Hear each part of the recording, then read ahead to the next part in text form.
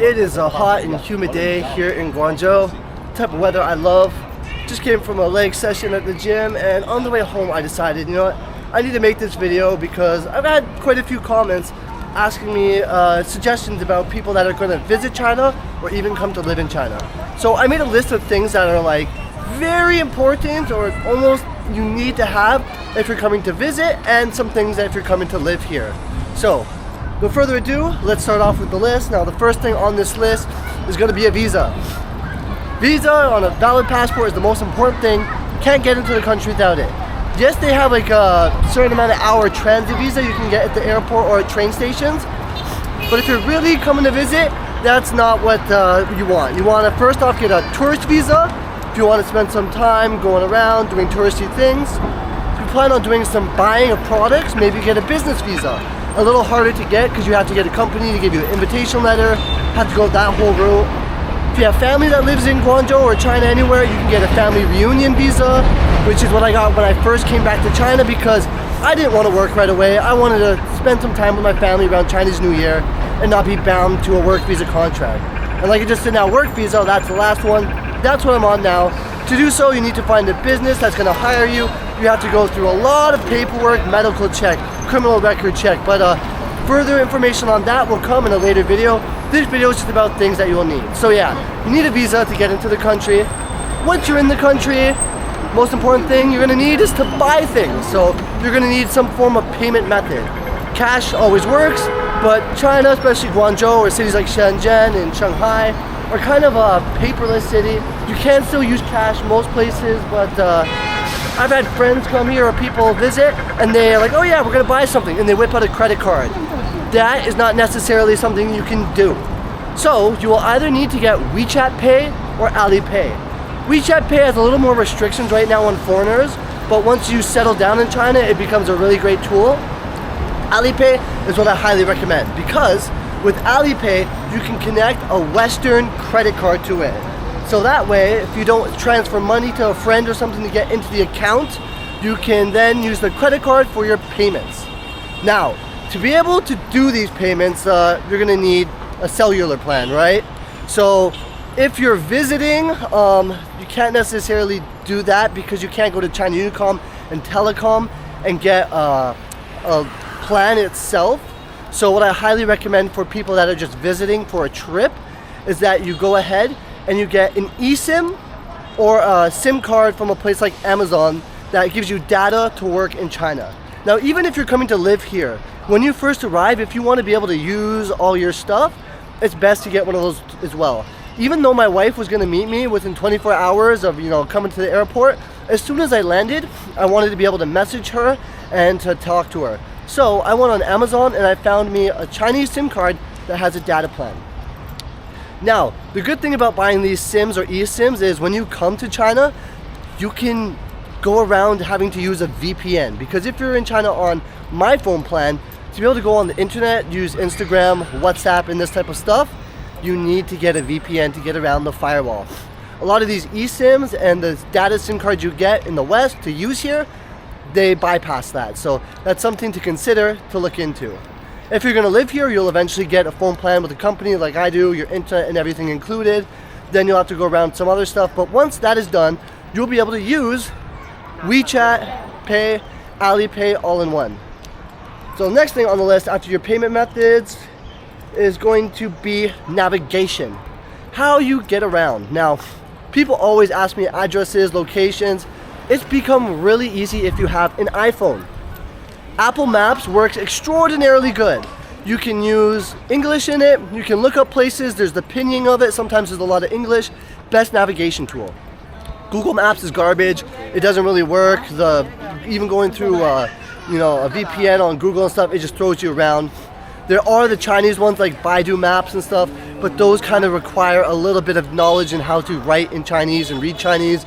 So for Westerners like myself, I highly recommend having an iPhone and using Apple Maps, or if you can download that on Androids or whatever, I'm not sure. I'm an Apple type guy, got a MacBook and all, but yeah, Apple Maps to get around, trust me, it will be an amazing tool. It even shows you the bus routes and all that. It's just like Google Maps back home, but Apple Maps. Next thing after that This is for the people that are gonna live here. I mean, okay, even if you're visiting, Didi. Didi is our Uber. Works the exact same. Asks you for a pickup location, uses GPS from where you are, and then asks you for a destination. So you can copy and paste Chinese into it where you want to go, or sometimes you can search up the English, as there is an English version of Didi, and the cost of things is a lot cheaper. All the cars here are electric powered, right? So Didi, cheaper than taxi, cheaper than everything. It's highly recommend using Didi to get around. Paired with Apple Maps, you'll be exploring in no time. Next thing on my list was translation. So say, trying to communicate. A lot more people now in Guangzhou speak English than they did when I first arrived in 2015. But if you are having trouble, you want to ask a question, buy something, talk to a girl maybe, Baidu Translate works pretty good. Google Translate works as well. You can always just throw that, pop it up on your screen, back and forward. Or you can add someone on WeChat. WeChat now has a translate option. You can do so through that, have a conversation with them. It's not perfect, but you can get by doing so. So those are some things to look into. Now, if you are living here, you'll need a bank account eventually to get your work payments on your work visa into. That, you just need to get your work visa, you take it to the bank, go from there. Unfortunately, back in the day, you could get a bank account with a business visa and so on, but now they've really restricted and tightened up on things. Foreigners can only get a bank account with the work visa, so that's something you're gonna have to go through. And lastly, but not least, is all the small things. When you live here and you have a stable address, you can use Taobao, you can use Meituan, and you can use through WeChat your mini programs. Taobao is like our eBay or Amazon. It's like the biggest buying platform there is. Throw everything into it. You're looking for anything from food, accessories, clothes. I always shop around, so I go into Taobao if I want, say, something like butter or mustard. Yes, they ship cold stuff too with freezer packs. You can find the best deal. So I might go to the grocery store, see one price. I might go on Meituan, because Meituan is not just for food. I'll get to that later. It's also for groceries. Look at the price of through a bunch of different stores there. Sometimes people have promotions. And then go to Taobao. And when I find the best deal, if I don't need it right away, that's where I buy my food. Or anything pretty much. So kind of like price conscious consumer shopping, checking back and forth between different places. Yeah, it might take up some of your time, but hey, sitting down on the phone doing it, other than while like watching TV or something, it's worth it. So I mentioned Taobao, you gotta check it out. Most people know Taobao by now. Meituan is our Uber Eats. It's super cheap because everything's delivered here on e-bike. So you're paying like $1 or $2 at most. If you get something from like 20 kilometers away, it might cost you $5 delivery if you really want it that bad. But man, it's worth it. So Meituan for all your fast food needs. Once the e-bikes got popular here, the distance of food you can get is so far, so you're not limited to just your local area. And Meituan also does groceries, so that's why a lot of Walmarts here have gone under, because the prices, they can't compete with different shops having different promotions all around. Instead of everyone going to one place, they order a bunch of stuff on Meituan, have it delivered right to the house. Don't even have to go out. And last but not least, I mentioned the mini programs. Mini programs on WeChat. Yes, you have to have money in your WeChat wallet or your bank account connected to your WeChat Pay. You do this, and there's mini programs. Like I have the Pie Guy. Great pies, great British food. It's got shepherd's pie, sausages from there, great. So if you want like frozen meals, you come home from work late, you don't want to necessarily order out food, you're sick of always ordering Chinese food or other takeout, this is something you can cook at home. There's a halal place, you get good chicken breast, amazing lamb burgers and all of the other options. And then there's a bunch of other ones. There's like a South African guy. The mini programs have like clubs. There's shopping, like a place called No Go Go, which is like a grocery store that you can order stuff on. So you have a lot of options other than just shopping in your immediate area. There's so much when it comes to delivery. It's amazing.